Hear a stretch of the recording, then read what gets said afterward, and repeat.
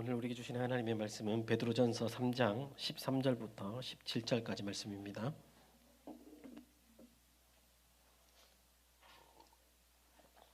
베드로전서 3장 13절부터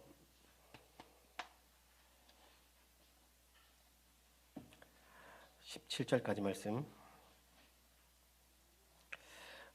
한 절씩 교독하고 마지막 절은 함께 합독하겠습니다.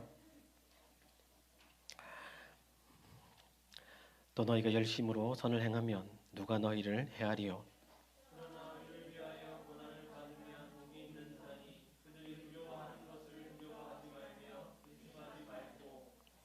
너희 마음에 그리스도를 주로 삼아 거룩하게 하고 너희 속에 있는 소망에 관한 이유를 묻는 자에게는 대답할 것을 항상 준비하되 온유와 두려움으로 하고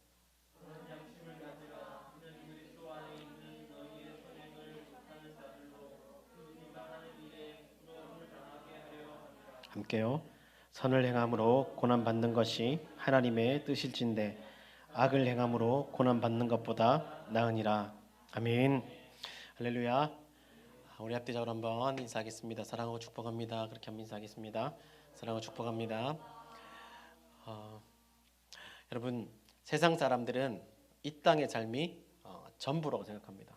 그래서 이 땅에 있는 동안 많은 것들을 누리고 그렇게 살기를 바랍니다. 성공하고 싶어하고 또 많이 벌고 싶어하고 좋은 차, 좋은 집, 또 권력을 가지고 사람들 위해서 군림하기를 원합니다.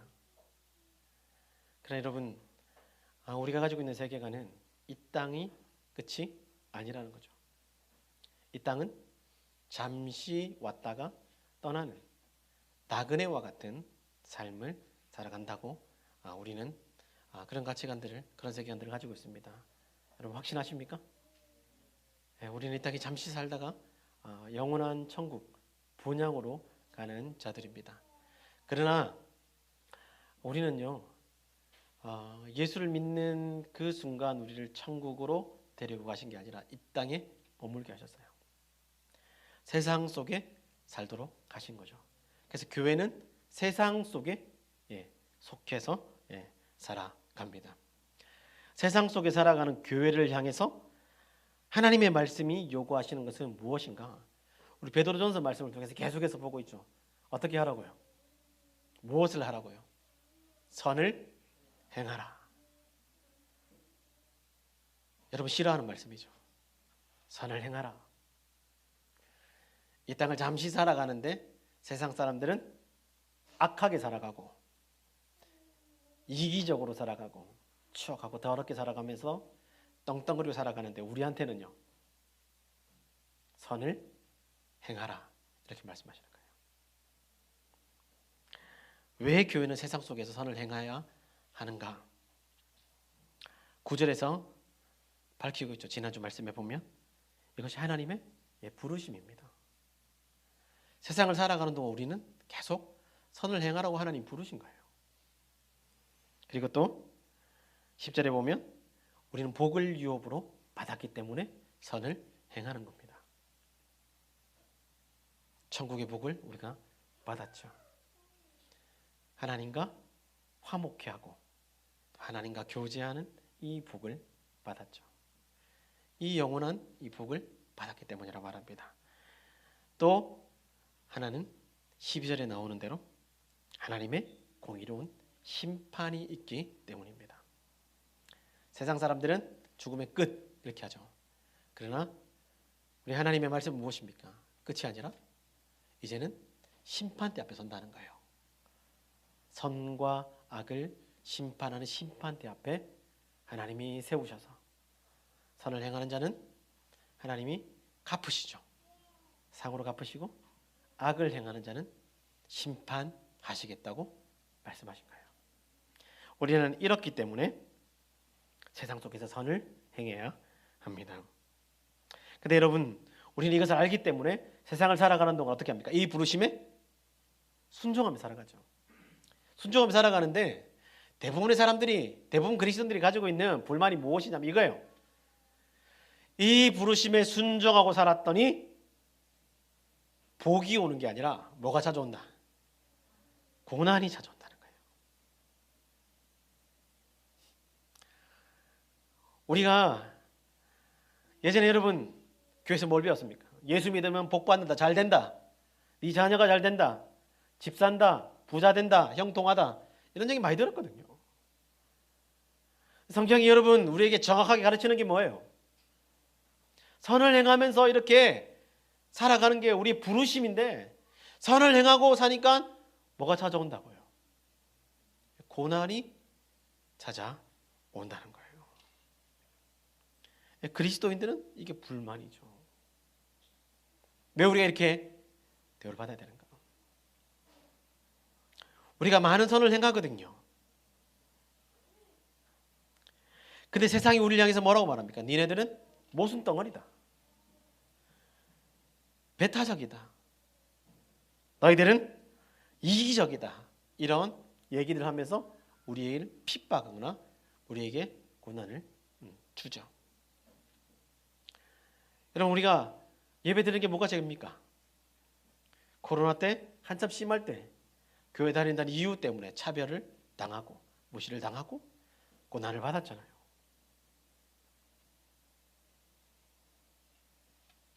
이런 상황에서 여러분 우리는 어떻게 대처를 했습니까? 우리가 선을 행했는데 그들이 악으로 우리에게 갚을 때 우리는 여러분 그 상황에서 어떻게 대처를 했습니까? 이에는 이, 눈에는 눈입니까? 정말 안타까운 게 뭐냐면요, 세상의 방식대로 대처하는 거예요. 내가 너에게 선을 행했지만 네가 나에게 악으로 행했으니까 나도 이제 선으로 너를 대하지 않겠다, 악으로 대하겠다, 이렇게 하는 거죠. 이들이 우리에게 주는 이 고난과 불의 앞에서 우리는 어떻게 반응했냐면 이렇게 반응했습니다. 그들과 소통하고 그들을 안아주기보다는 우리 그렇게 말했죠. 우리 신학의 잣대로 어떻게 했습니까? 그들을 정죄했죠. 그들을 판단하고 그들을 욕했죠. 그리고 우리가 주는 교리를 가지고 니네들은 잘못했어, 이 지옥에 나갈 것들, 그렇게 살다가 지옥에 나가라,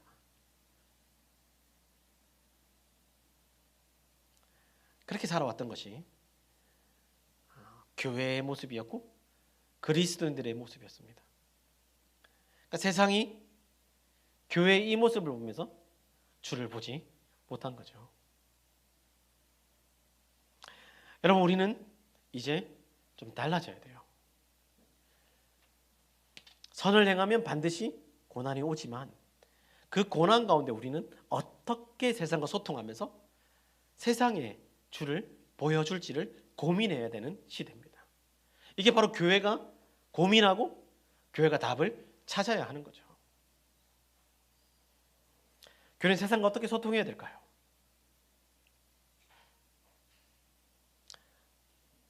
세상의 언어로 그들과 소통해야 되죠. 그리고 우리의 신학적 잣대와 교리는 우리가 가지고 있지만 여러분, 그들에게는 그들이 원하는 것들로 그들과 소통하며 그 소통을 통해서 주를 보여주는 것이 바로 교회가 이 땅에 존재하는 부르심의 이유인 겁니다.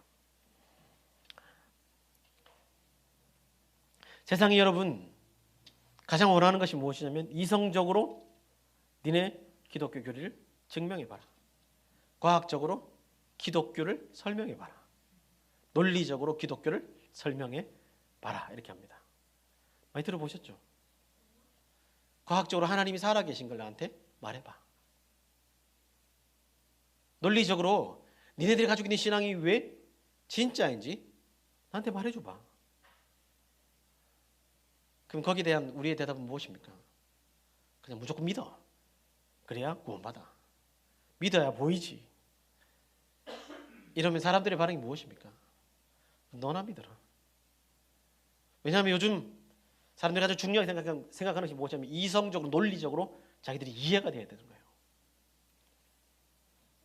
그러니까 교회는 신학적 잣대와 교리로 계속해서 우리의 이야기만 한 거죠. 여러분, 세상이 우리에게 이렇게 질문하죠. 이성과 과학과 논리적으로 우리에게 이렇게 질문합니다. 과학적으로 성경의 기적을 증명할 수 있느냐? 어떻게 처녀의 몸에서 아이가 태어나느냐? 동정녀 마리아에게서 어떻게 예수라는 분이 태어났냐? 남자 씨가 없이 어떻게 태어났느냐? 묻습니다. 여러분 뭐라고 대답합니까? 하나님이 하시는 일이야. 이해하지 못하지 믿어. 이렇게 대답합니까? 죽은 사람이 어떻게 살아나? 나한테 보여줄 수 있어? 각적으로 증명해봐. 니네 신인 예수가 부활했다며. 어떻게 부활했어? 나한테 보여줘봐. 그럼 내가 믿을게. 노아의 방주로 세상을 심판할 때 노아의 방주의 공룡은 어떻게 탔어? 그럼 묻거든요. 성경에 나온 수많은 기적들을 어떻게 과학적으로 증명하고 설명할 거냐는 거예요. 예수님이 이 땅에 계시는 동안 죽은 사람 살렸거든요. 수많은 병을 고쳤거든요. 과학적으로 증명할 수 없는 겁니다. 그걸 증명하라고 말하죠. 예수님이 이렇게 표현해요. 어떻게 사람이면서 그 사람이 신이 될 수 있냐는 거예요. 우리는 100% 하나님, 100% 인간 믿잖아요. 어떻게 그걸 설명할 거냐는 거예요. 기독교 역사 200년 동안 여러분 기독교가 한 짓이 뭐냐면 문서 비평, 역사 비평이라는 여러분 이 성경 비평학을 가지고 들어와서요. 교회를 완전히 무너뜨려 버렸죠.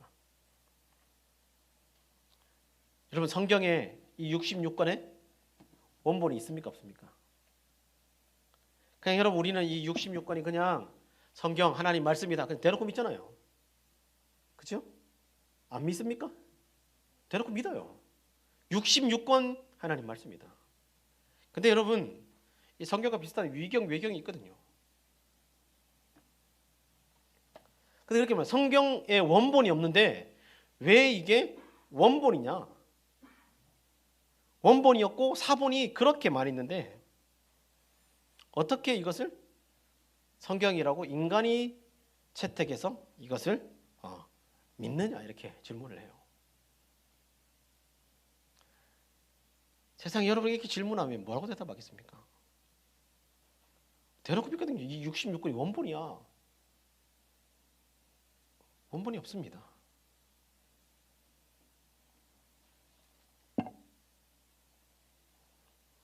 사람들이 묻죠. 이 성경이 쓰여진 시기가 니네들은 1세기라고 그렇게 말하는데 왜 정경이라고 채택한 거야? 왜 4세기에 정경을 채택했어? 예수와 그 사도는 1세기 사람들인데 이렇게 묻는 거예요. 성경 비평하기 세상 사람들에게 알려지고 세상 사람들이 우리한테 논리적으로 묻는 거라고요. 여러분 신약 성경에 보면 복음서가 몇 개 있죠? 오늘 처음 봅니까? 마태마가, 누가, 요한 4개가 있죠. 근데요 여러분 세상에 나가면요 사람들이 이렇게 말해요. 야 복음서가 4개가 있는 게 아니잖아.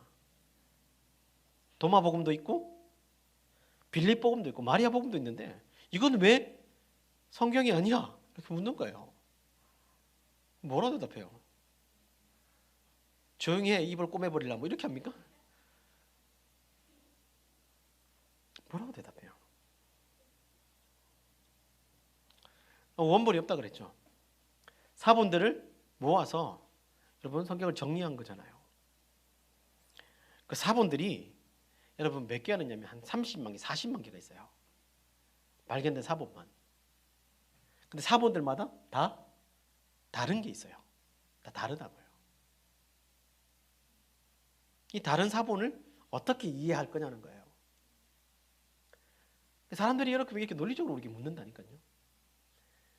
근데 정작 여러분 교회 그리스도인들은요 이런 생각 한 번도 안 해봐요. 그냥 대놓고 믿는 거죠. 그게 잘못된 게 아니에요. 이 시대가 바뀌었죠. 옛날처럼 예수 믿고 천국 가십시오.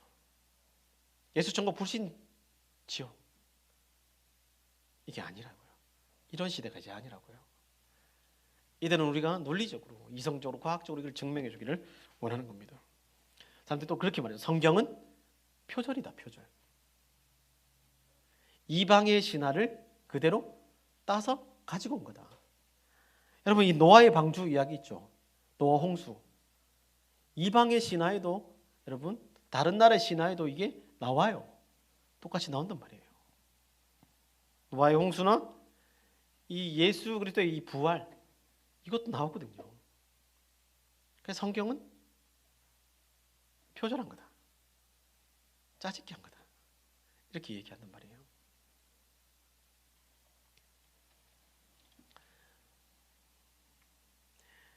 요즘 인권 하잖아요. 사람들이 인권 하면서 성경은 인권이 없어 이렇게 말하죠. 왜요? 동성애를 왜 인정하지 않느냐는 거예요.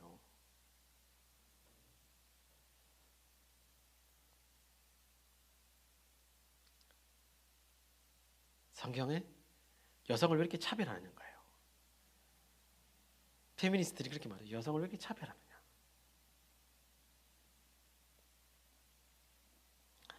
제가 지금 여러분 12가지 정도를 이야기했는데, 여러분 이런 질문에 그리스도인은 어떻게 대답하시겠습니까? 예수 천당 불신지요? 땡? 그냥 맹목적으로 믿어. 그러면 알게 될 거야. 우리가 맹목적으로 믿었는데 여러분 이걸 알고 있습니까? 모르잖아요.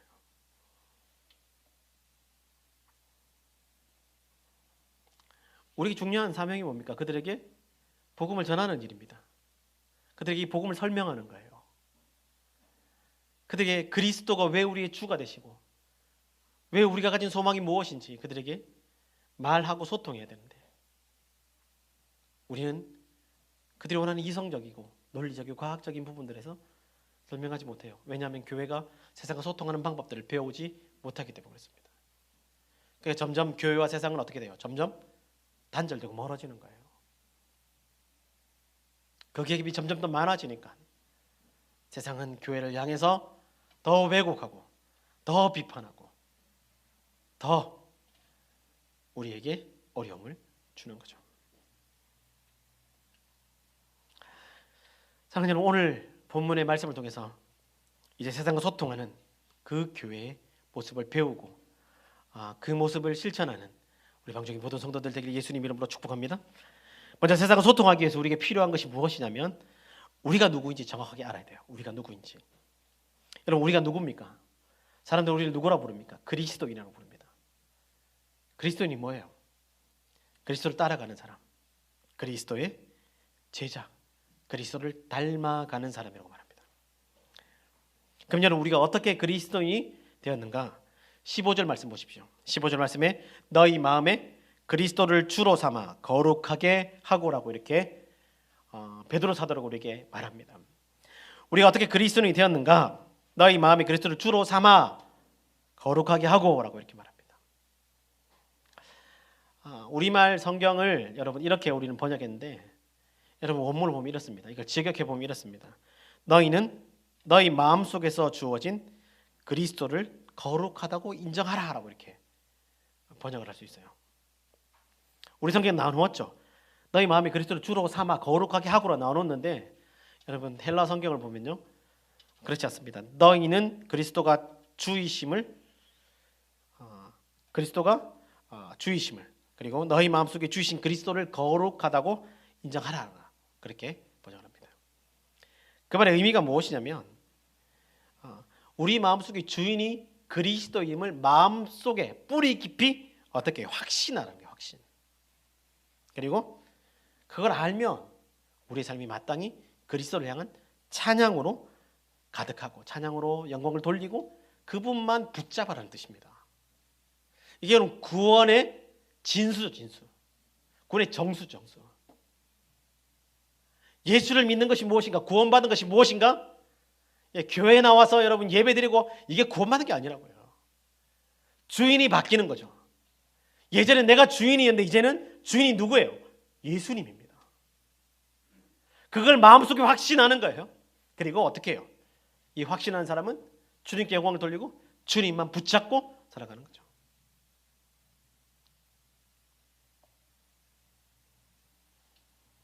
이게 바로 여러분 그리스도인입니다. 그리스도인.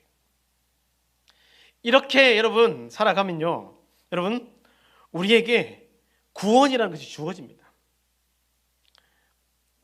내가 예수를 믿고 교회를 다니는데 주인이 바뀌지 않았습니다. 그대로입니다. 이런 사람은 여러분 말하지만 죄송하지만 구원받은 사람 아니에요.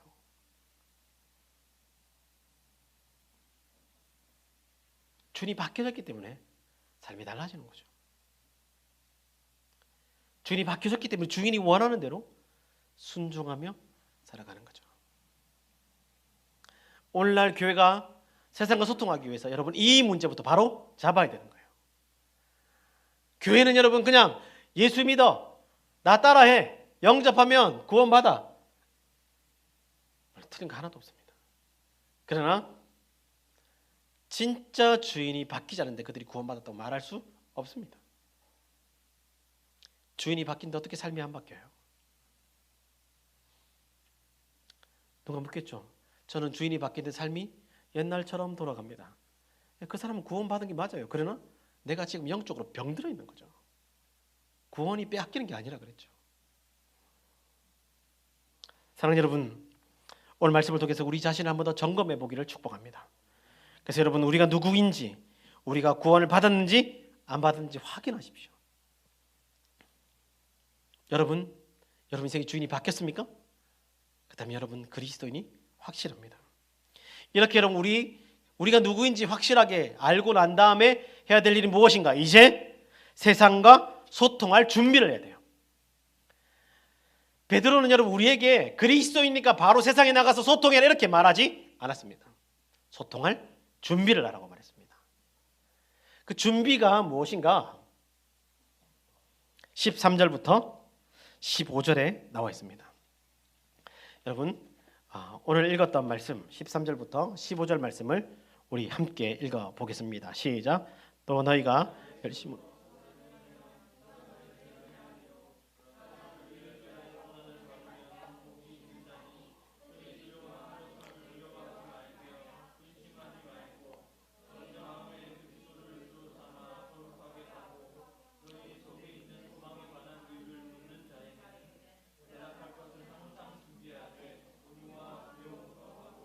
아멘.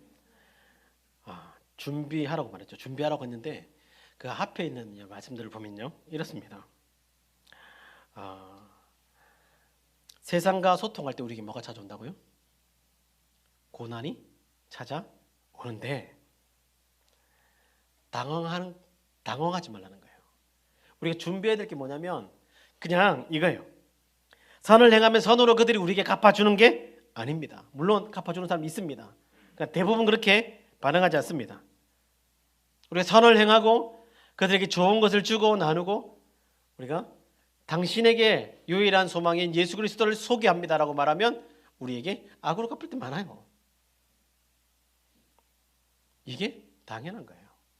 우리가 무엇을 준비해야 되는가? 이런 반응에 당황하지 않는 준비를 하는 거예요. 당연한 거지. 이렇게 이걸 준비하라는 거예요. 근데 우리는 여러분 이 준비를 하지 않으니까 당황하는 거예요. 잘해주고 여러분 열심히 섬기고 막 이렇게 하고 나서 전도지를 주면서 이번 주에 우리 교회 한번 같이 가지 않을래 이러면 뭐라고 말합니까? 싫어하거든요. 그러니까 그때부터 우리 뭐예요? 당황하거든요. 이게 여러분 당연한 거예요. 이런 반응을 어떻게 해요? 준비하라는 거예요. 오늘 여러분 13절부터 15절에 이렇게 말합니다. 악을 선으로 갚는데도 비난과 핍박으로 돌려주는 그 악인들 앞에서 흔들리지 말라고 말합니다. 그러면서 뭐라고 말해요? 이런 자들은 복이 있다고 합니다. 복이 있다고.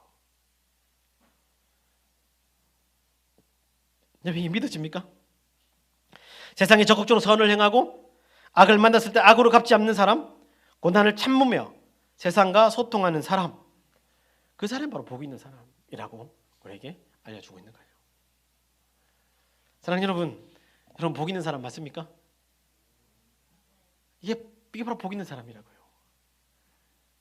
앞에서 제가 잠깐 이야기했지만 우리는 복 있는 사람이 어떤 사람이라고 배웠습니까?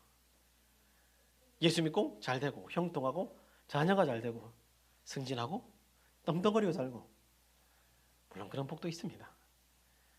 그러나 진짜 복이 무엇인가?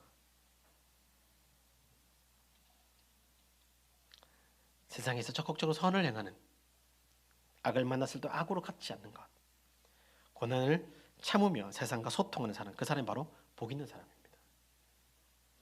사랑하는 여러분 복의 의미를 제대로 이해하고 여러분 복 있는 사람 되기를 축복합니다. 여러분 세상에 나가서 우리가 가지고 있는 것 같은 선을 행하는 그게 뭐냐면 복 있는 거예요. 근데 여러분 선을 행할 때 그들이 우리에게 고난의 말을 주고 여러 가지 여러분 이야기로 우리를 핍박할 때 당연한 거다. 그 준비를 하라는 거예요. 그 준비를 철저하게 하는 저와 여러분에게 예수님 이름으로 축복합니다. 그리고 여러분 베드로 사도는 마지막으로 뭐라고 말하냐면 지속적으로 세상과 소통하라라고 우리에게 당부하고 있습니다.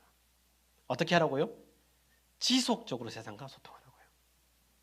그냥 여러분 소통하는 게 아니라 한 번 하고 두 번 하고 안 되니까 그냥 포기하고 이게 아니고 어떻게 하라고? 지속적으로 소통하라고요.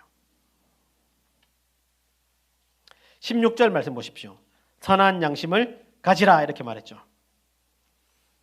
이 선한 양심은 여러분 잘 아실 거예요. 그리스도 안에 있으면 우리가 새롭게 되죠. 새롭게 되면 우리 안에 양심이 살아납니다. 선한 양심은 우리에게 무엇을 가지고 오냐면 선한 행동을 가지고 오죠. 여기서 여러분 선한 양심을 가지다고 할 때 이 가지다는 이 동사에 주목해야 돼요. 이게 뭐냐면 명령형이고 분사입니다. 해도 되고 안 해도 되고 아니에요. 선한 양심을 가지라는 건데 이걸 여러분 직역해 보면 이렇습니다. 선한 양심을 유지하라. 유지하다는 뜻이 뭔지 여러분 아시죠? 죄 없이 완전하게 살아가는 의미가 아닙니다. 하나님 앞에서 선한 양심을 가지려고 노력하라는 거예요. 세상과 부딪힐 때 우리 마음에 여러분 뭐가 일어나면 거친 마음이 일어나거든요. 분노하는 마음이 일어나고 갚아주고 싶은 마음이 일어납니다. 세상의 방법을 택하려고 하는 그런 마음들이 일어나요. 그럴 때 우리는 매일 말씀 앞에 우리 자신을 비추어 보고 의식적이고 고의적으로 했던 불순종 이런 삶에 대해서 여러분 보게 되면 예절을 깨닫고 회개하는 것, 이게 뭐냐면 선한 양심을 유지하는 겁니다. 한 번으로 끝나는 게 아니에요. 가지라 이러니까 그냥 나 예수 믿고 나면 선한 양심을 내가 가졌지 끝 아니라고요. 계속 유지할 것을 우리에게 말하고 있습니다. 이것이 바로 그리스도의 삶이거든요. 여러분 생각해 보십시오. 선으로 그들을 대합니다. 근데 그들이 우리에게 악으로 대갚아줘요. 그럴 때 우리 마음속에 막 일어납니다. 뭐가요? 충돌하죠. 거친 마음이 일어나고 갚아주고 싶은 마음이 일어나고 분노가 일어나고 내가 너한테 한 게 얼만데 네가 나한테 이렇게 하는 이런 본전을 찾고 싶은 마음이 든단 말이에요. 그때 하나님의 말씀 앞에 우리 자신을 비추며 의식적이고 고의적으로 불순종했던 것들을 회개하는 그 삶, 그게 뭐냐면 선한 양심을 유지하는 삶인 거예요. 그걸 어떻게 하라고요? 가지라고요. 하루 이틀이 아니라 매일 매일. 교회가 여러분 이렇게 살아간다면요, 교회가 끊임없이 선을 행하면서 악으로 선을 갚는 우리에게 여러분 선한 양심을 유지하고 우리가 살아간다면 그들은 우리를 궁금해하죠. 근데 여러분 보십시오. 이런 상황에서 이렇게 여러분 마음의 양심을 유지하고 착한 양심을 유지하고 살아가면서 그들에게 답은 해야 될 거 아니에요. 무엇으로 답하라고 말합니까? 온유와 15절 마지막에 보니까 온유와 두려움으로 하라고 말했습니다. 근데 여러분 이게 조금 잘못된 게요. 우리 성경에는 온유와 두려움이 몇 절에 나와 있습니까? 15절에 나와 있죠. 모나 성경에 보면 이 온유와 두려움은 16절에 나와 있습니다. 이걸 여러분 다시 번역을 하면요, 이렇습니다. 온유와 두려움과 함께 너희는 선한 양심을 가져라. 이 가지라는 이 동사는 계속해서 하는 거라 그랬죠. 근데 이들에게 어떻게 대하라고요? 온유와 두려움을 하라는 겁니다. 온유는 그들을 향해서 대하는 거예요. 두려움은요, 하나님을 향해서 두려움을 가지라는 거죠. 여러분, 온유라는 이 단어를 여러분 한번 주목해 보세요.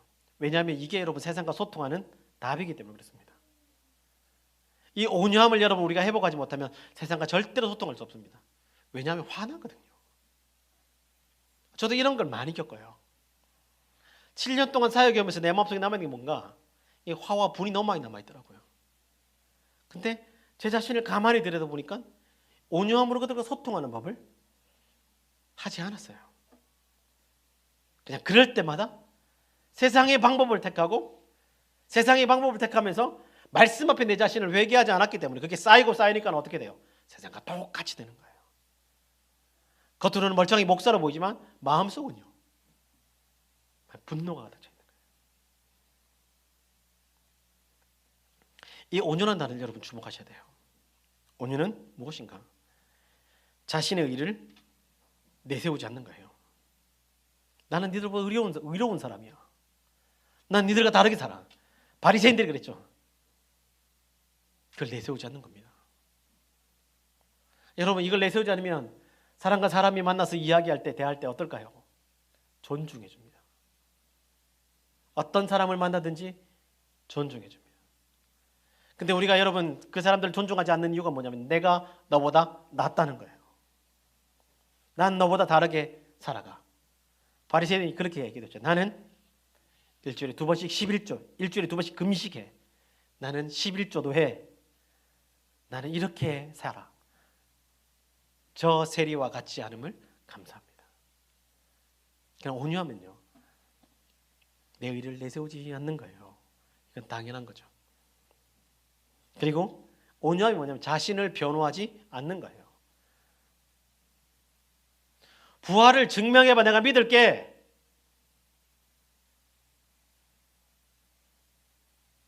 변호하지 않아요. 너 이해 못할 수 있어. 나도 사실 잘 안 믿어지는 게 맞아.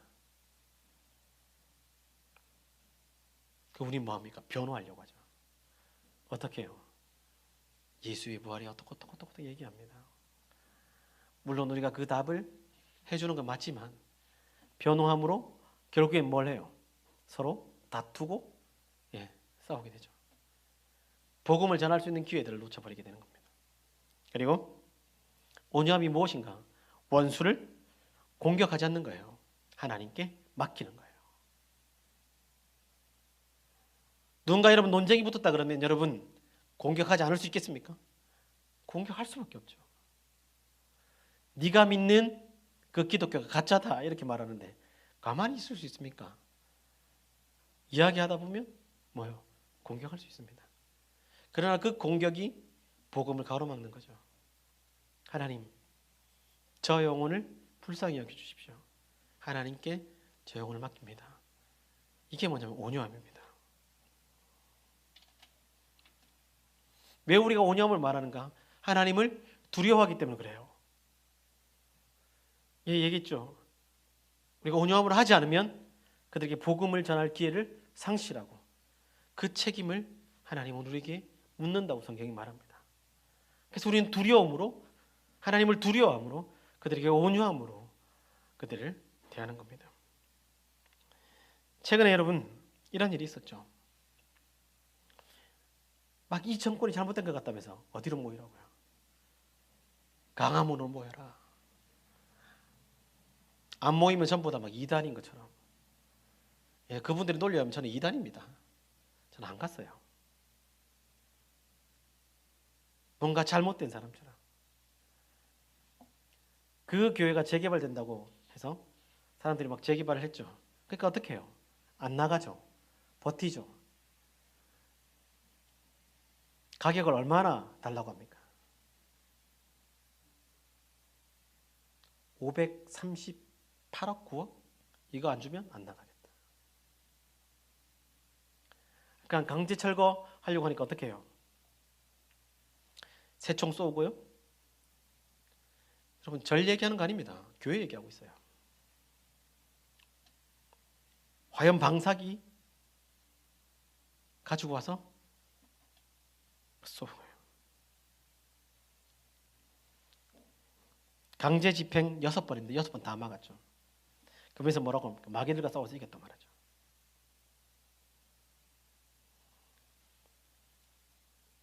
그 모습을 본 세상의 시각은 무엇일까요?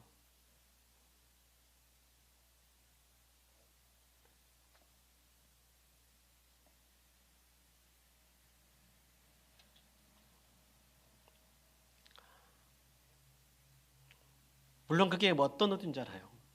교회는 거룩한 곳이죠. 기도가 쌓여 있는 곳이죠. 하나님의 임재가 있는 곳이죠. 돈으로 환산할 수 있습니까? 환산할 수 없죠. 그분이 어떤 논리인지 저도 알아요. 그러나 세상과 소통하는 교회로 우리를 부르셨다면 그렇게 하는 건 아닌 거죠. 우리도 여러분 이런 문제를 만날 수 있습니까? 없습니까? 이런 문제를 만날 수 있습니다. 그때 어떻게 하라고요? 온유함과 두려움으로 그들을 대하는 거예요. 온유와 두려움으로 선한 양심을 가지고 그들을 대하는 거예요. 오늘 여러분 제가 질문했던 그 12가지 중에 한 가지를 한번 이야기해 볼까요? 사람들이 우리에게 이렇게 말합니다. 예수의 부활을 증명해봐라. 과학적으로 증명해봐라. 이런 질문 받아보신 적 없습니까? 이런 얘기를 안 합니까? 사람들이 궁금한 게 그거예요. 증명해봐라. 여러분 우리가 증명할 수 있습니까? 저는 증명할 수 없습니다. 목사인데 왜 증명 못해요? 증명 못합니다. 과학적인 증명이 뭐예요? 어떤 사실의 의문을 가지고 있는 사람들에게 어떻게 하는 거예요? 동일한 사건을 다시 한번 반복적으로 보여주는 거. 이게 뭐예요? 과학적 증명입니다. 우리 예수님의 부활을 어떻게 다시 한번 보여줘요? 혹시 여기 보여줄 사람 있습니까? 네, 그분을 좀 따라다니게 해요. 어떻게 하면 되는지 할 수 없어요. 이런 상황에서 여러분 그들이 묻는다면 인정하죠. 과학적 증명은 이 사건을 반복적으로 보여주는 것인데 예수님의 부활을 내가 반복적으로 다시 너에게 보여줄 수는 없다 얘기하는 거죠. 그러나 우리가 온유함으로 그들에게 말하는 수는 있죠. 무엇으로요? 이 역사적인 사건과 인물에 대해서는 과학적인 증명을 하지 않습니다. 어떻게 해요? 뭘로 증명할까요?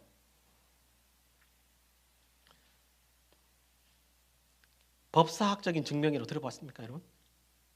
법사학 증명이 뭐냐면 이거예요. 3가지로 구두에 의한 증언, 말에 의한 증언, 문서에 의한 증언, 그리고 증거물들 가지고 말하는 거예요. 여러분, 사람들에게 여러분이 예를 들어서 이렇게 말해요. 내가 어제 저녁에 스테이크 먹었어.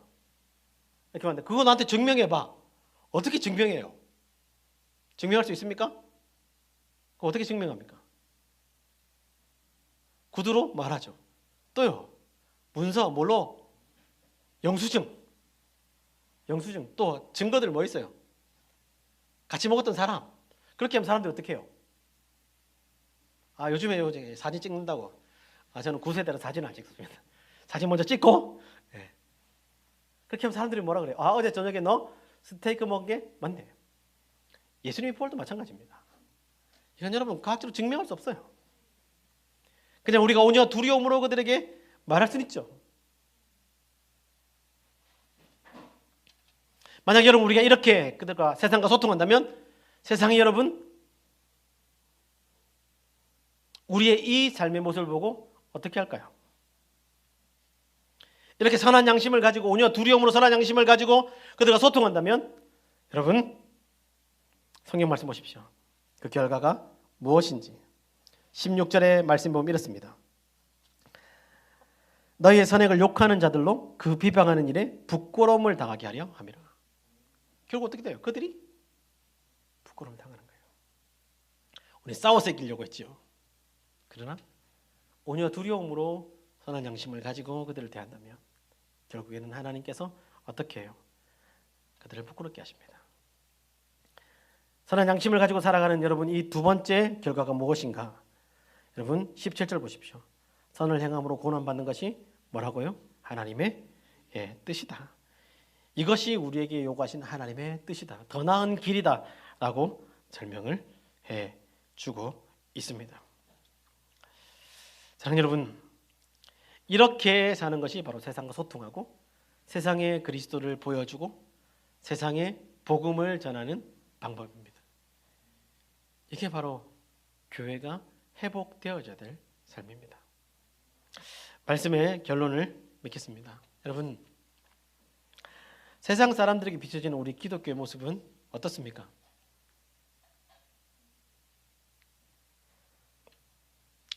안 좋죠. 우리가 여러분 교회 간다 그러면 사람들이 좋게 말합니까? 아니요. 기독교는 세상과 소통하지 못해서요, 많은 오해를 받고 있고 많은 어려움을 당하고 있습니다.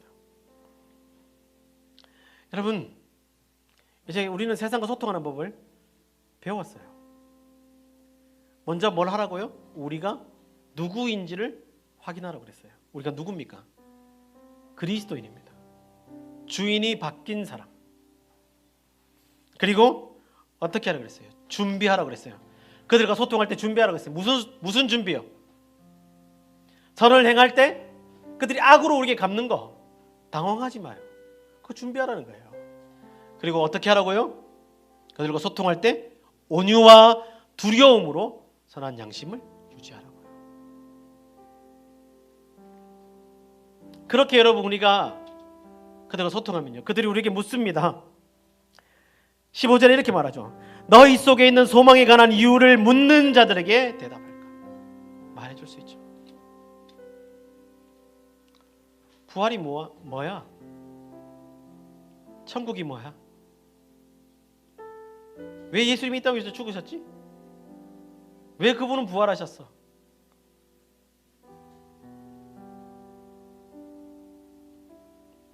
온유함으로 그들에게 답해서 우리 하나님이 원하시는 그 구원의 아름다운 열매를 맺어드리는 우리 방중의 모든 성도들 되기를 예수님 이름으로 축복합니다. 우리 함께 찬양하고 다른 말씀을 가지고 결단하기를 원합니다.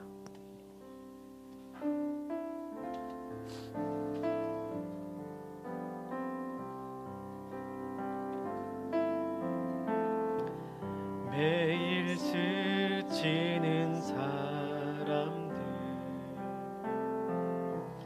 내게 무얼 원하나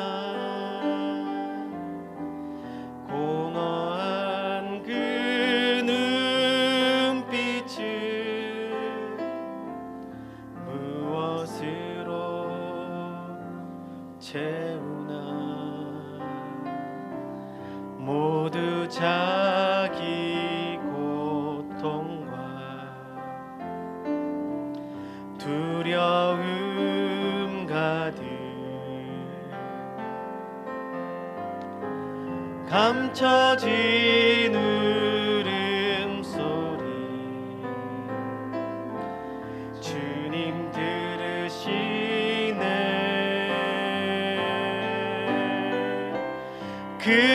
그들은 모두 주가 필요해.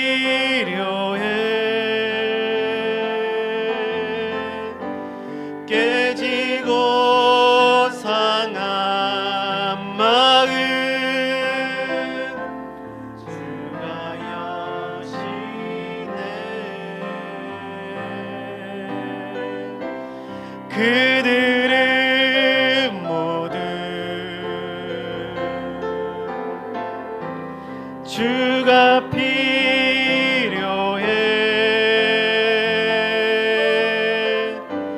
모두 알게 되리 사랑의 주님. 우리 함께 기도합시다. 세상과 소통하는 교회, 세상과 소통하는 성도 되기를 원합니다. 우리가 먼저 우리의 주인이 바뀌어 있는지 우리 삶을 돌아보고, 우리의 주인이 주님이시면 주님께 영광 돌리고 영원토록 주님만 붙잡게 하여 주십시오. 또 우리가 세상에 나가서 그들과 소통할 때 선을 악으로 갚는 그들을 향해서 당황하지 않는 준비를 하게 해주십시오. 그들이 우리에게 무언가를 요구하고 이성적이고 과학적인 논리적인 답을 요구할 때 온유와 두려움으로 선한 양심을 가지고 그들을 대하게 해주십시오. 그 삶을 통해서 그들이 너희 속에 있는 소망에 관한 이유를 물을 때